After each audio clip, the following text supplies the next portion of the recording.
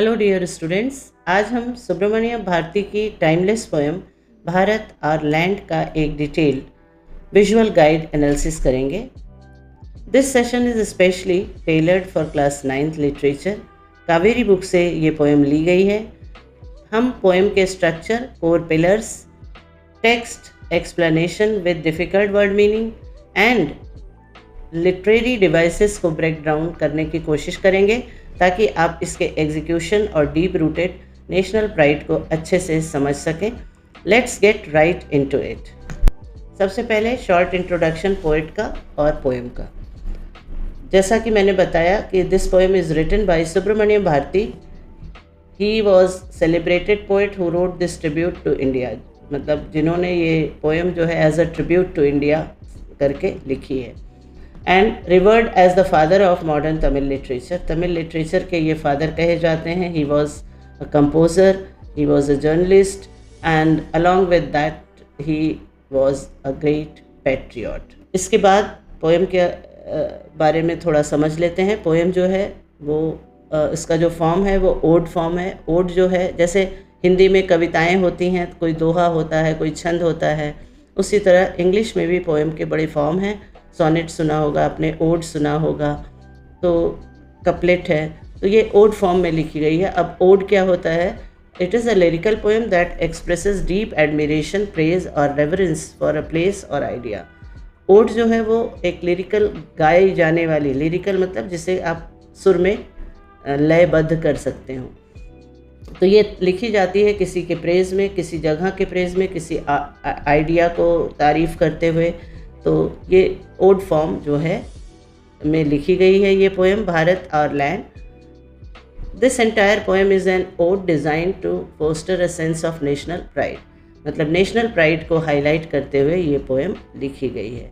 Elevated formal style में है, जो ओड का फॉर्मल फॉर्मेट होता है उस स्टाइल में लिखा गया है। ये celebrates the subject with enthusiasm and emotion. जो टॉपिक है इसका पोएम का, जैसा कि भारत और लैंड, इससे ही पता लग रहा है कि पेट्रियाटिज़म है इसमें, जो उसको बहुत ही एंथुजियाज्म और इमोशंस के साथ इसमें डिस्क्राइब किया गया है। Uses grand and expressive language to highlight extraordinary qualities. India की या पोएम में जो एक्स्ट्रा ऑर्डिनरी क्वालिटीज़ को हाईलाइट करने के लिए एक्सप्रेसिव लैंग्वेज का यूज़ किया है। इस पोएम में 3 पिलर्स हैं जिनके बारे में सुब्रमण्यम भारती ने हाईलाइट किया है, वो इंडिया के बारे में, भारत के बारे में।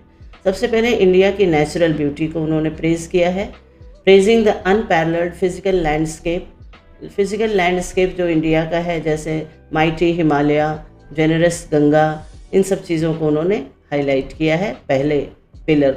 आप समझिए कि इस पोएम का पहला पिलर है नेचुरल ब्यूटी, उसमें हिमालय, गंगा, इन सब को उन्होंने डिस्क्राइब किया है। फिर इसका जो दूसरा है हिस्टोरिकल ग्रेटनेस, दूसरा पिलर जो है वो हिस्टोरिकल ग्रेटनेस, मतलब जो इसकी पास्ट ब्रेवरी लोगों की रही है उसके बारे में हाईलाइट किया है, योद्धाओं के बहादुरी की तारीफ़ की है। और जो तीसरा पिलर है वो सबसे इम्पॉर्टेंट है, वो है स्पिरिचुअल हेरिटेज। इसमें हाईलाइट किया है इंडिया की deep rooted philosophical tradition, sages और जो टेक्स्ट रहे हैं सैक्रेड, पवित्र जो ग्रंथ रहे हैं उनके बारे में। तो एक बार फिर से मैं रिवाइज़ करना चाहूँगी कि पहला पिलर नेचुरल ब्यूटी है, दूसरा पिलर हिस्टोरिकल ग्रेटनेस है और तीसरा है स्पिरिचुअल हेरिटेज। इन तीनों को अलग अलग 3 स्टैंजाज में डिस्क्राइब किया है पोएट सुब्रमण्यम भारती ने। चलिए अब टेक्स्ट पे आ जाते हैं। स्टैंजा 1, जिसमें कि मैंने आपको पहला पिलर है ये, जिसमें नेचुरल ब्यूटी को एडमायर किया है। इसमें जो डिफ़िकल्ट वर्ड है Himavant, that is the name of Himalaya. Graceful movement, इसमें जो है मूवमेंट को बहुत ही ग्रेसफुल बताया गया है और वो मूवमेंट है रिवर गंगा का। पियरलेस, इनकम्पेरेबल, जिसका कोई मैच ना हो सके, विदाउट, मतलब कि उसके बराबरी का कोई है नहीं। जब आपको ये बात कहनी है तो आप कह सकते हैं पियरलेस। और इस स्टैंजा में पोएट का जो मूड है बहुत ही immense pride and admiration. Poet जो है ये डिस्क्राइब करते हुए बहुत ही उनको गर्व हो रहा है और वो तारीफ़ कर रहे हैं। Let's see, the mighty Himavant is ours, there is no equal anywhere on earth. The generous Ganga is ours, which other river can match her grace? The sacred Upanishads are ours. What scriptures else to name with them? This sunny golden land is ours. She is peerless, let's praise her. अब इसमें कहा है कि जो हिमालय है उसको हिमवंत नाम दे के प्रेज कर रहे हैं कि बहुत ही माइटी ताकतवर हिमालय है जो हमारा है, उसके बराबरी का दुनिया में कोई नहीं है. There is no equal anywhere on the earth. धरती पे उसके जैसा और कोई माउंटेन है ही नहीं. अब आते हैं रिवर गंगा के बारे में. The generous Ganga is hours. Generous मतलब बहुत ही काइंड हार्टेड. कहते हैं ना गंगा लोगों के पाप धो देती है, तो इसलिए इसको जेनरस रिवर्स के नाम से प्रेज किया है.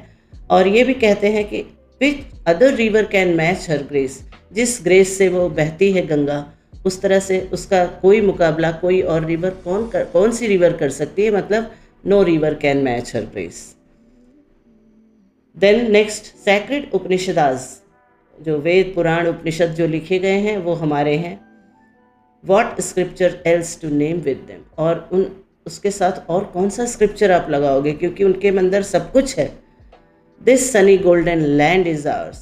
और ये हमारा जो सुनहरी धरती है, जो कहते हैं ना, आपने सुना होगा मेरे देश की धरती सोना उगले, क्योंकि धन धान्य से भरपूर जो हमारी धरती है. She is Peerless. धरती को जो है वो पर्सोनिफाई किया गया है फीमेल उसमें, क्योंकि भारत माता को कहते हैं ना. तो शी इज़ पियरलेस. पियरलेस मतलब मैचलेस, कोई उसका मुकाबला नहीं कर सकता. लेट्स प्रेज हर. उसकी चलिए तारीफ़ करें, उसकी महिमा गाएं, उसका गुणगान करें. Here comes stanza 2, the historical and cultural. This is the second pillar. जैसा कि मैंने आपको बताया था कि 3 पिलर्स को हाईलाइट किया है, तो ये दूसरा पिलर है. सेकेंड स्टैंजा है. सबसे पहले डिफ़िकल्ट वर्ड्स देखिए. गैलेंट वॉरियर्स मतलब ब्रेव वॉरियर्स, जो योद्धा होते हैं. फिर सैंक्टिफाइड मतलब जो कि बहुत ही पवित्र माना गया है, जिसको एकदम connect physical bravery to nation's historical greatness. Auspicious पवित्र, pious, fortunate, favourable, bringing good luck. और इस समय जो पोएट का मूड है वो deep reverence and celebration. Warriors के लिए बहुत सारा प्रेज है, श्रद्धा है, सम्मान है और सेलिब्रेट कर रहे हैं. He is happy while describing glorious past of the great warriors. चलिए देखते हैं stanza. Gallant warriors have lived here. Gallant Bahadur warriors हमारे देश में रहे हैं. Many a says has sanctified this land. और ऋषि मुनियों ने इसका गुणगान किया है. सैंक्टिफाइड मतलब ब्रेवरी जो रही है उसके गुणगान किए हैं लोगों ने, कवियों ने, मुनियों ने, ऋषि मुनि सब ने इसका गुणगान किया है. The divinest music has been heard here. सबसे ज़्यादा जो डिवाइन म्यूज़िक है वो यहाँ सुना गया है. And here all spacious things are found. और सारी फॉर्चुनेट फेवरेबल चीज़ें यहीं पे मिलती हैं. फिर इस लाइन को रिवाइज किया जा रहा है, क्योंकि इसको हाईलाइट करना चाह रहे हैं पोएट. इस लाइन को, इस पॉइंट को पोएट हाईलाइट करना चाह रहे हैं कि डिवाइनेस्ट म्यूज़िक, देववाणी जैसे कहते हैं ना, कि यहाँ पे ही सबसे ज़्यादा सुनाई दी जाती है, सुनने को मिलती है. और जितनी भी पवित्र चीज़ें हैं वो सब यहीं पे भारत में ही मिलते हैं. इसमें हिस्टोरिकल एंड कल्चर, हमारे इंडिया के हिस्टोरिकल और कल्चरल क्वालिटी को हाईलाइट करके उसे ग्लोरीफाई किया जा रहा है.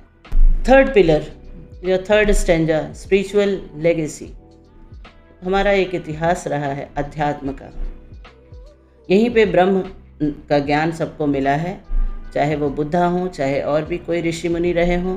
बुद्धा को जब यहाँ ज्ञान मिला तो उन्होंने धम्म पे उपदेश दिए.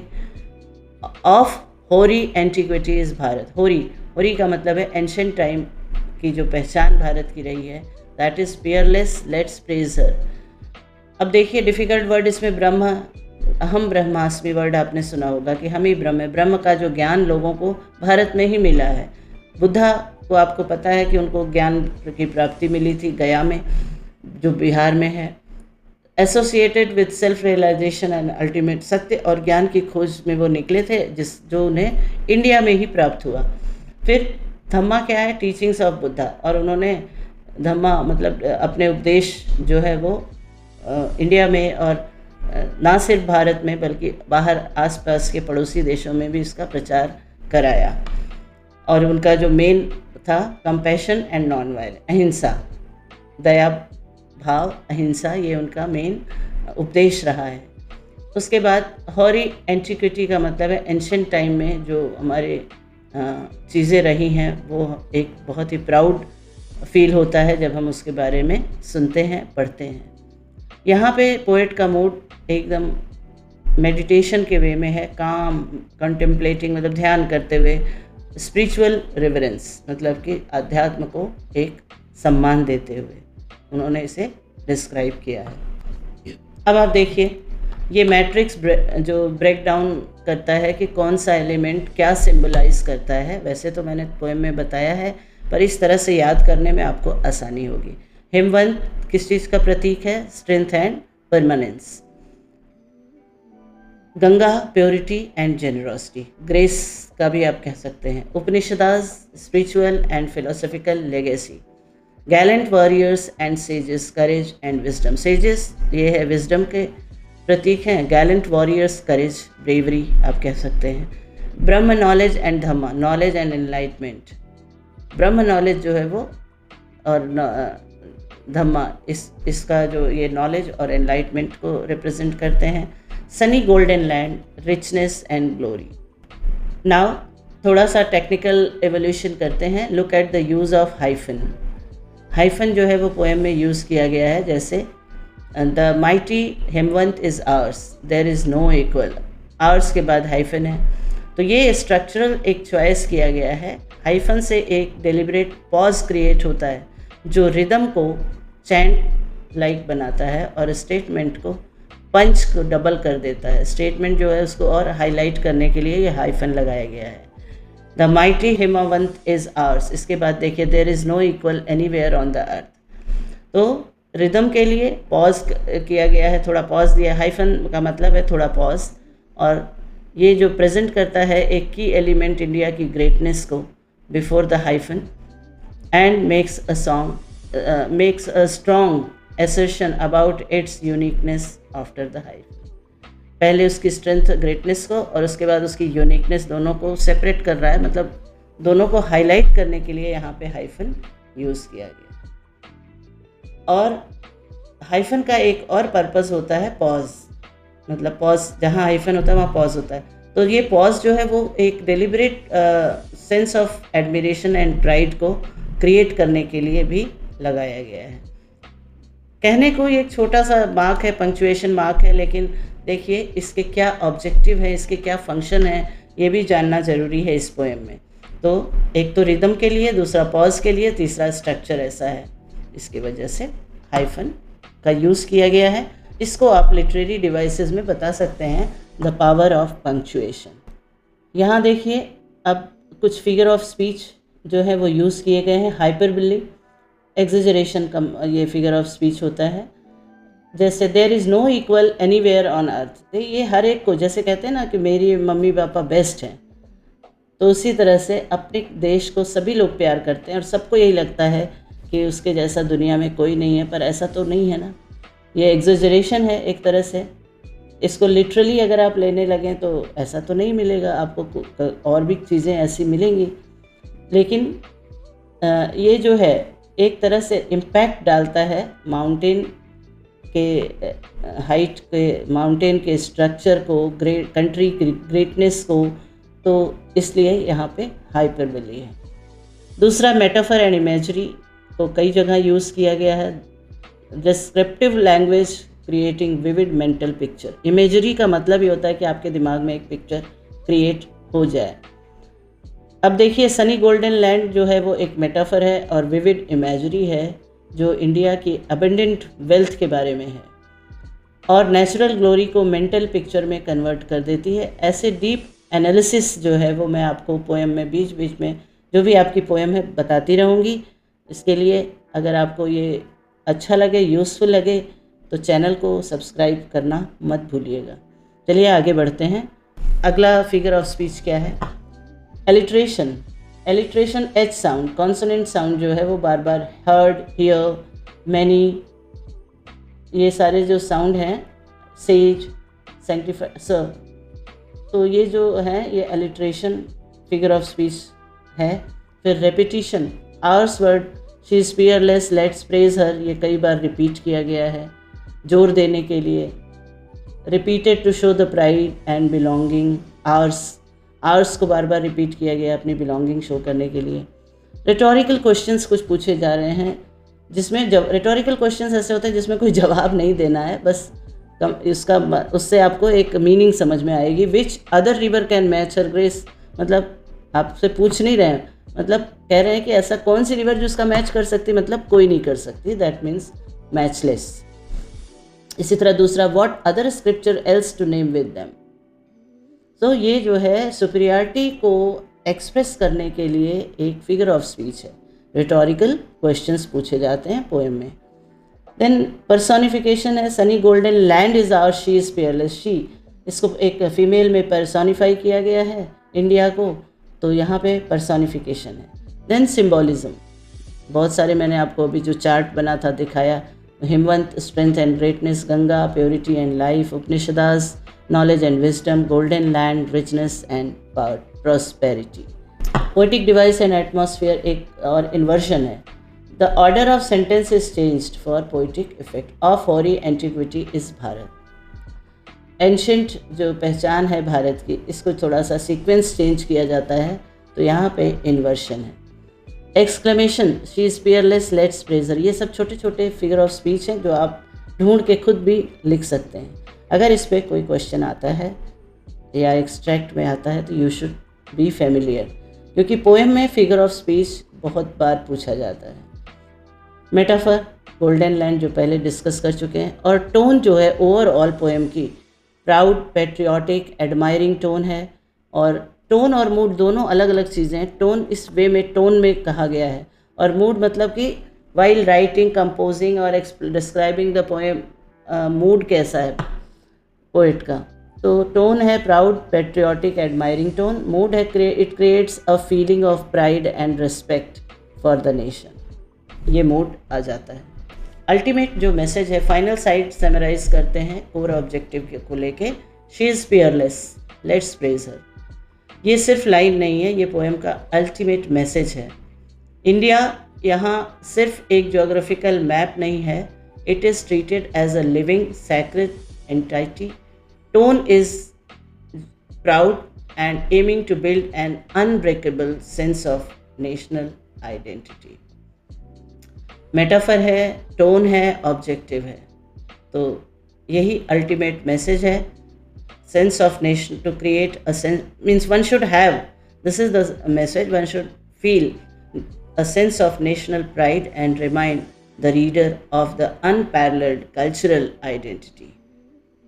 तो अगर तीनों पिलर को आप याद कीजिए, वो अल्टीमेट मैसेज है। That's why India is peerless, we should praise her, let's praise her. चलिए इसको सम्मान देते हैं, इसकी तारीफ करते हैं। To wrap it up, Subramania Bharati की ये poem natural scale, historical depth और हेवी स्पिरिचुअल लेगेसी का एक कॉन्क्रीट मिक्सचर है। हाइपरबली, मेटाफर, कल्चरल एल्यूजन को यूज़ करके इन्होंने क्लास 9th के स्टूडेंट्स के लिए एक perfectly structural patriotic anthem design कर दिया है। अगर आपको हमारा कंटेंट हेल्पफुल लगा हो तो वीडियो को लाइक, शेयर और चैनल को सब्सक्राइब ज़रूर करें, ताकि आगे आने वाले लेसन्स आप मिस ना कर पाएँ। Let's get right into it. Do subscribe. See you in the next video.